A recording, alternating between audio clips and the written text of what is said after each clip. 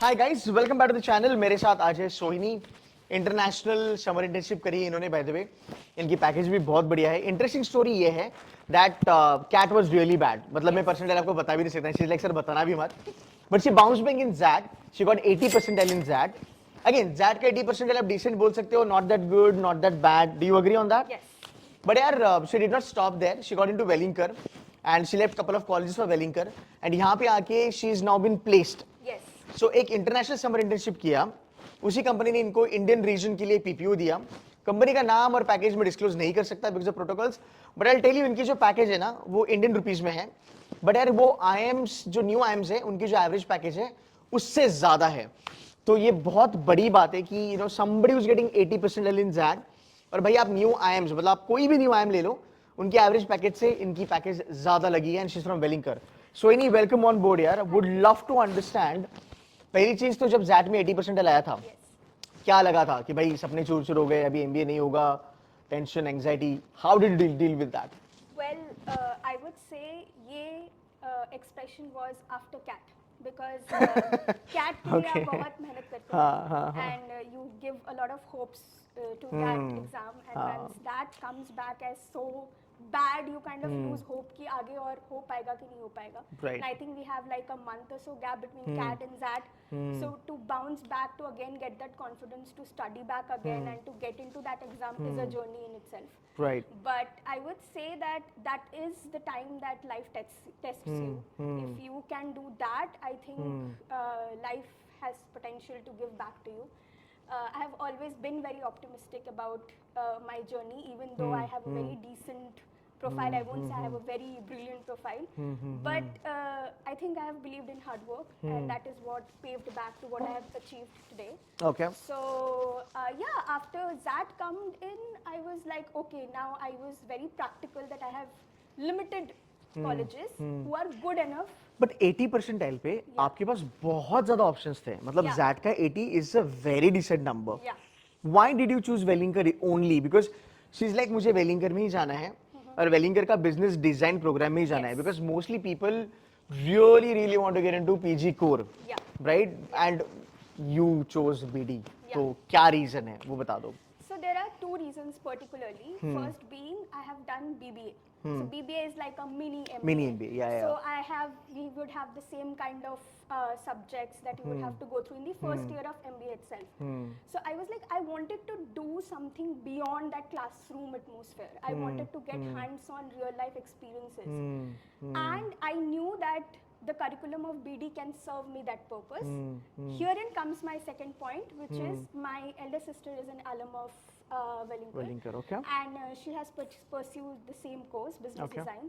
So whenever we used to have this conversation, I kind of knew the kind of assignments, projects, each subject wise, the kind of faculties and how much the faculties are invested into grooming these students. And that is how I was very well defined that if in this percentile I can get into Wellinger, my allegiance is towards business design. Okay. So my question to you is, बहुत सारे बच्चों को ना ये पता ही नहीं है कि वेलिंगर में इंटरनेशनल इंटर्नशिप मिलती है। Yes. Okay, and I'm very sure बहुत सारों को नहीं पता होगा। I want you to tell them, brief them about this international internship. ये कैसे सिलेक्शन होता है, कितना डिफिकल्ट है, आप ये इंडिया में करते हो या बाहर करते हो, कितने महीने का होता है, etc. etc. Okay, so first I would like to tell you how this internship started. One of the most renowned faculties of V School associated with this particular international renowned organization, and it's been going on for the 17 years. Is it? Yes, Okay. it's 17 years. During COVID, we kind of did a halt, but then after COVID, there are 3 batches again that have resumed. So this is a pure operation core manufacturing operations internship. Okay. So you have to go to a manufacturing plant and get a hands-on experience. So where do you spend your time? India or which country is it? It is in Mexico. So that Okay. is where I'm getting into. Previously there were Malaysia and China plants that we had explored. After COVID, we started doing Mexico. Okay. So last 3 years there have been batches going to the Mexico plant. Okay. So Okay. there's of course the number of students selected also kind of numbered because of the performance they did in the organization. So before 2 years back it was 4 people, now we have 6 people going over there. Wow. And how many months? It's like 5 months. So 5 months you stay there? Yes. Really? Yes. Wow. Okay. And Okay. the selection process in itself is a rigorous test. Okay. Because as I mentioned that it's an international opportunity. We have umbrella placements, so of course across all the courses we sign up. More than 200 people who really want to do operations, they sign up for this. And there is a 5 rounds of internal assessment that you have to go through. So there are shortlist after shortlist, like 2 months gets into this. And then after that, there are selected number of names that go to the organization. And then from there on, 2 rounds of PI that they have to clear. And after that, selected 6 students. Okay. And let me tell you, these 5 rounds are not the normal GD or the normal case study. It's really creative rounds. There is also a PPT round wherein you have to do a live project. You will be given a short problem statement and you have to do a 3-day live project to get onto a solution. So it's an interesting one. It's a rigorous and interesting one, and only selected number of students go there. Okay. So you got a PPA from the same company? Yes. But you'll be paid in Indian rupees and you'll be working out of India itself. Yeah. What's your profile? Can you brief a little bit about that? My profile is very dynamic. So I'm a complete fresher. Okay. After my schooling, I have done my graduation, that is BBA from Indira Institute of Management in Digital Business and Marketing. Okay. And from there on, I thought that, okay, I am inclined towards marketing. In my head, I wanted to pursue marketing ahead, but I was not getting the kind of opportunity to work because across industry, I was getting the response from the companies that we need experience. Okay, understood. And as a fresher, when you are confused in the market and you don't have a job, the best option for you is, okay, let me sit for a competitive exam and then let's figure out some college wherein I can groom myself further. And I think a lot of people think twice before, as a fresher, to apply for MBA because there is a lot of ruckus around that you need to get certain experience. Yes, it is true. Experience is beneficial. But it's not if you're a fresher, you can't achieve something. True that. You have to upskill yourself, and what matters is to find the right kind of, your interest, where you actually want to pursue, what you actually want to pursue. True that. Because that confusion and everything, and I think if there is a college that can help you, there are professors that can guide you to get that potential out of you so that you can nurture it well to build your domain, I think this is the place. Perfect.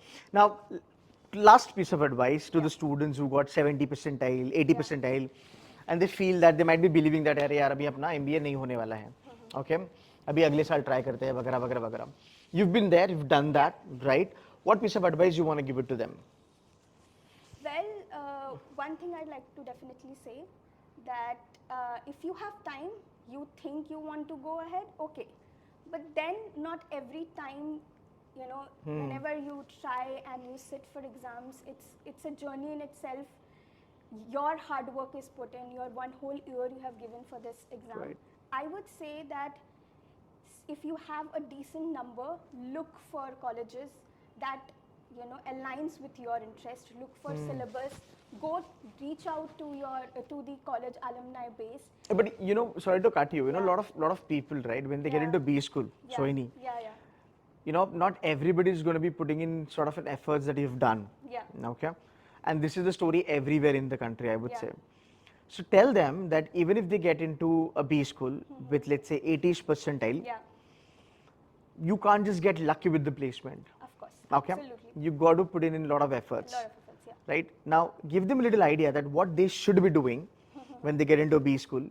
If they do that, if those things are there on their resume, there is a good chance that they can also get these kind of opportunities.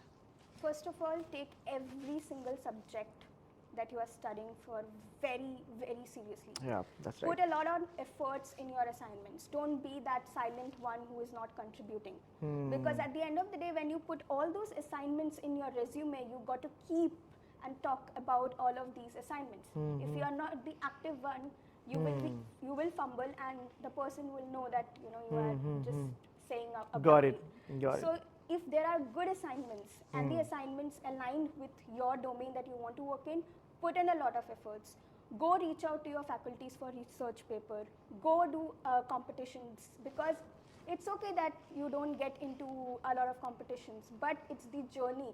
Once you apply to those, once you study Actually. that case studies, you get to know a lot of stuff about it. Right. So guys, देखो B school के बारे में बात करेंगे या फिर हम वेलिंगर के बारे में बात करेंगे. You'll get plethora of opportunities. But can everybody convert those opportunities? And the answer is no. But people like her who put in, you know, a lot of efforts, who's got a clarity कि मुझे यही करना है जिंदगी में, फिर ऐसे बच्चे shine करते हैं. And kudos to you for that. And so, wish you all the very best for your future endeavors. Thank you so Do much. really good, and then contribute back towards the V school, I would say. Guys, that's it from our side, and thank you so much for watching this podcast. So, thank you. Thank you for having me. Thank you.